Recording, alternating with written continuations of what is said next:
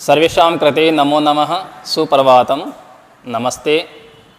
अद्य वयम् अस्माकं पाठ्यपुस्तकं स्पन्दनाया प्रथमः पाठः जयसुरभारती पाठस्य चतुर्थश्लोकः अन्तिमश्लोकः वा पठिष्यामः। सर्वप्रथमम् अहम् अस्य श्लोकस्य सस्वरवाचनं करोमि। तत्पश्चात् भवन्तः सर्वे छात्रछात्राः अपि सस्वरेण अस्य श्लोकस्य वाचनं करोति भवान् वाचनम् अकुर्मः। ललितकलामयी ज्ञानविभामयी, ललितकलामयी ज्ञानविभामयी, वीणा पुस्तकधारिणी।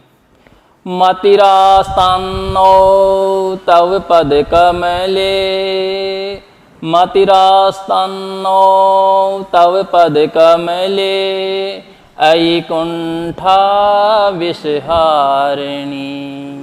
जय जय हे भगवती सुरभारती। इदानीम् अस्य श्लोकस्य कठिनशब्दार्थः अपि लिखामि। पश्यन्तु। ललितकलामयी, ललितकलामयी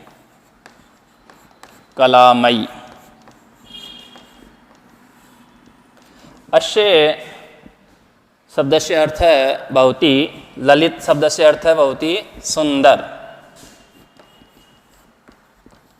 सुंदर, कलामयी कलाओं से युक्त, सुंदर कलाओं से युक्त,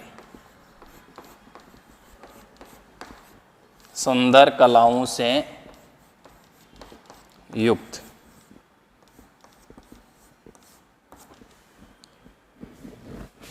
ज्ञान विभामयी, ज्ञान विभामयी, ज्ञान विभा शब्द से अर्थ होता भवति चमक, ज्ञान रूपी चमक से युक्त, ज्ञान रूपी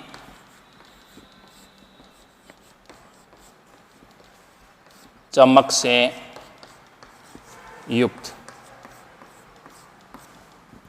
सरस्वती की जो चमक है वो चमक उसके ज्ञान से है। सरस्वती को ज्ञान की देवी कहा गया है, तो जो सरस्वती के चेहरे पे जो चमक है वो ज्ञान की चमक है। तो कहा है ज्ञान विभामयी, यानी ज्ञान रूपी चमक से युक्त। वीणा पुस्तक धारिणी, वीणा और पुस्तक को धारण करने वाली। मति अस्य शब्द से अर्थ पश्यतु। मति रास्तान्नौ,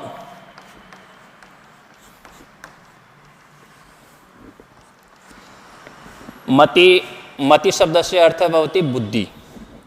नौ हमारी, आस्ताम बैठे विराजे, हमारी बुद्धि रहे। तो हमारी बुद्धि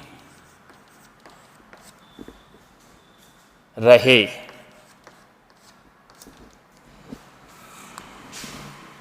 कुंठा, कुंठा शब्द से अर्थ भवति कुंठा,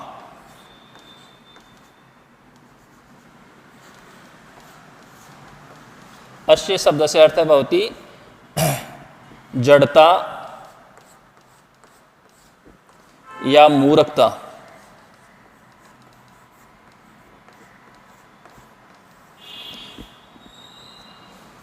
जड़ता या मूर्खता। विष रूपी जहर, विष का अर्थ जहर होता है, हार्नियां हरण करने वाली। इदानीम् अहम् अस्य श्लोकस्य हिंदी अनुवादपि करिष्यामि। पश्यन्तु सर्वे छात्र छात्राः। ललित कलामयी ज्ञान विभामयी वीणा पुस्तक धारिणी। वीणा पुस्तक धारिणी अस्मिन् पंक्त्यां संबोधने वर्तते। अतः सर्वप्रथमम् अस्य पंक्त्या एव अर्थं करिष्यामि। हे अस्य संबोधन संकेतस्य अर्थः भवति हे। हे वीणा और पुस्तक को धारण करने वाली देवी सरस्वती। वीणा पुस्तक धारिणी, वीणा और पुस्तक को धारण करने वाली देवी सरस्वती ललित कलामयी ज्ञान विभामयी सुंदर कलाओं से युक्त ज्ञान रूपी चमक से युक्त। वीणा और पुस्तक धारण करने वाली हे देवी सरस्वती। अयि कुंठा विषहारिणी। हे अयि का अर्थ भवति हे। हे मूर्खता जड़ता रूपी विष का हरण करने वाली देवी सरस्वती मति आस्तान नौ तौ पद कमले। नौ यानी हमारी, हमारी बुद्धि तुम्हारे चरण कमल में विराजे रहे।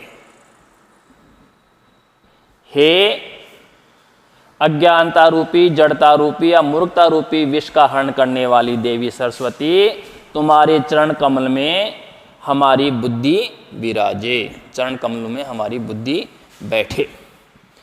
इति अस्य श्लोकस्य हिंदी अनुवादः अभवत्। इदानीं किंचित् व्याकरण ज्ञानमपि अहं करिष्यामि, पश्यन्तु।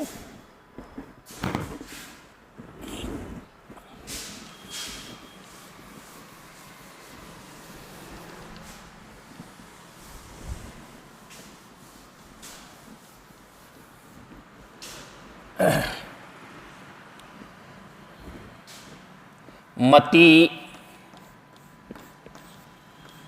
रास तानौ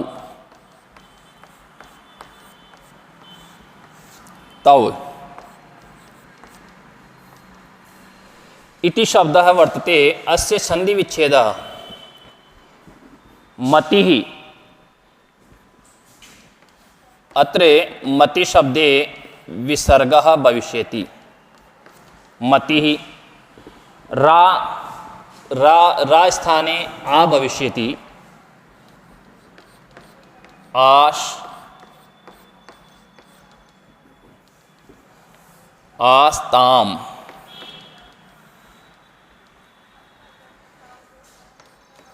न तौ।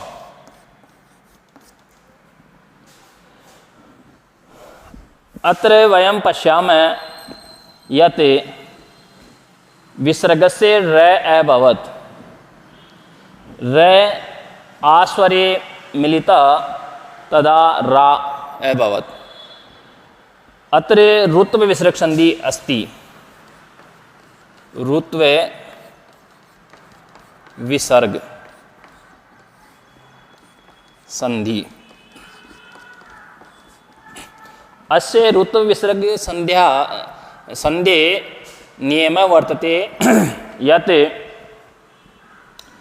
विसर्गस्य पूर्व यदि ए आ स्वरौ त्यक्त्वा अन्य कोऽपि स्वर आगच्छति तदा विसर्गस्य र भवति। अपवादः अपि वर्तते। यदि विसर्गस्य पूर्व कोऽपि अव्यय शब्द या ऋकारांत शब्दस्य वर्णः भवति तदा विसर्गस्य र भवति। तदापि विसर्गस्य र भवति। यानी विसर्ग से पहले यदि पहले तो नियम ये है कि विसर्ग से पहले ए या आ स्वर नहीं आना चाहिए, अन्य कोई स्वर आए तो ही विसर्ग का र होता है। परंतु एक नियम ये भी है कि यदि विसर्ग से पहले कोई अव्यय शब्द है या कोई ऋकारांत शब्द से युक्त वर्ण है तो भी विसर्ग के पहले ए और आ होने पर भी विसर्ग का रई होता है। जैसे एक शब्द है पुनः, पुनः प्लस आगतः, आगतम। यहां विसर्ग से पहले ए है लेकिन फिर भी विसर्ग का र होगा। क्यों? क्योंकि विसर्ग से पहले जो ये शब्द आया ये अव्यय शब्द है पुनः, इसलिए आप ये संधि बनेगी पुनरागतः, पुनरागतम।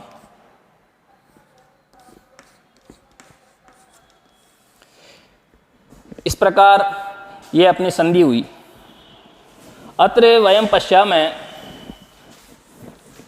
अत्र विसर्ग ऋत्व संधि,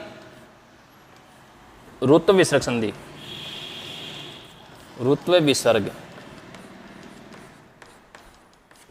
अत्र वर्तते अनुनासिक, अनुनासिक व्यंजन संधि।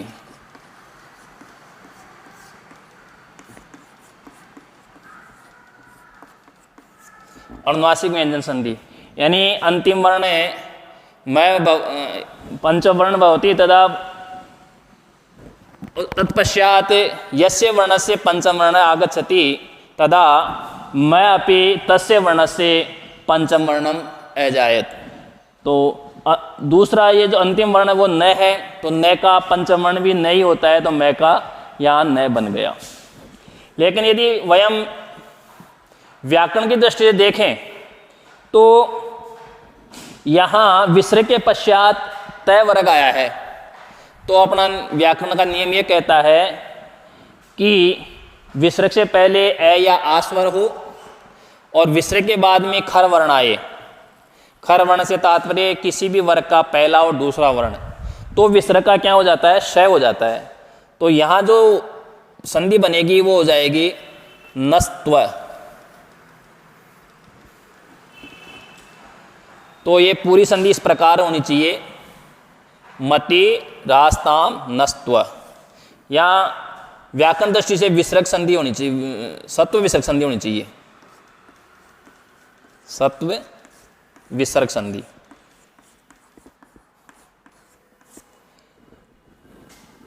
विसर्ग के पश्चात में तय वर्ग आया इसलिए विसर्ग का स हो गया। अब ये जो है इसका जो स बना है वो दंतव्य श बना है। ये जो श है इसको दंतव्य श कहते हैं। ये स, ये है दंतव्य श। क्यों? क्योंकि खर वर्ण वो इसमें तय वर्ग आया है। तो अस्य सूत्र भवति लृतुलसानाम दंतः, लृतुलसानाम दंता। ये हो गया लृतुलसानाम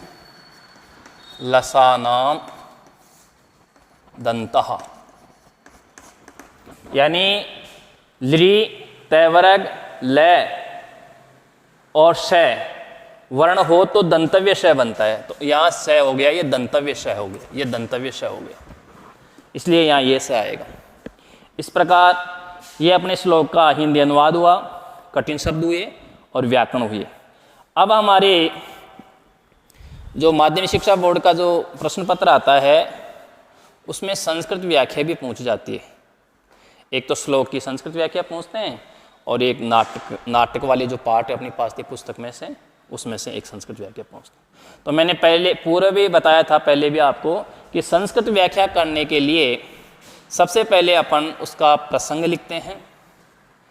प्रसंग में ये होता है कि पाठ का नाम, पुस्तक का नाम, उसके लेखक या रचयिता का नाम होता है और जो श्लोक दिया हुआ होता है वो किस संदर्भ में होता है वो लिखा जाता है। उसके बाद में उसकी व्याख्या कर देते हैं। व्याख्या के लिए जो शब्द दिए हुए हैं उन शब्दों से के समानार्थी शब्दों का प्रयोग करते हैं, संधि विच्छेद करके लिख देते हैं या समास विग्रह करके लिख देते हैं, या जो बड़ा विस्तृत वाक्य होता है उसको छोटे छोटे टुकड़ों में स्वनिर्मित वाक्य बना करके फिर उसकी व्याख्या करते हैं। जैसे ये श्लोक है, इसकी मैं व्याख्या बताऊँ आपको। सप्रसंग, तो सप्रसंग लिखेंगे प्रस्तुत श्लोकः अस्माकं पाठ्य पुस्तकम स्पंदना प्रथम पाठस्य जय सुरभारती पाठात् अवतरितः अस्ति। अस्य लेखकः अस्य रचयिता कवि श्रेष्ठ डॉक्टर हरिराम आचार्यः वर्तते। अस्मिन् श्लोके देव्या सरस्वत्या महिमाया गुणगानम अकरो। तत्पश्चात व्याख्या कवि कथयति, अस्मिन् श्लोके है कवि कथयति, हे देवी हे वीणा पुस्तकम धारणी, हे वीणा पुस्तकम धारण युक्तः, हे वीणा पुस्तक धारण युक्तः सुंदर कला युक्तः ज्ञान रूपी कांति युक्तः देवी सरस्वती तव पद कमले मतिरास्तानौ अकुंठा विसारणी। देवी सरस्वती अकुंठा विसारणी, हे देवी सरस्वती जड़ता मूर्खता रूपी विषस्य हरणम करत्री। तवे चरण कमले अस्माकं बुद्धि आसीना भवे तिष्ठतु अस्माकं बुद्धि आसीना भवे तिष्ठतु वा। इत्थम अस्य श्लोकस्य संस्कृत व्याख्यापि अभवत्। इत्थम अस्माकं पाठ्यपुस्तकस्य प्रथमः पाठः जय सुरभारती पाठः पूर्ण जातः। अस्य पाठस्य अभ्यास प्रश्नोत्तरापि स्व अहं कारयिष्यामि। इदानीं पाठः पूर्ण जातः इति।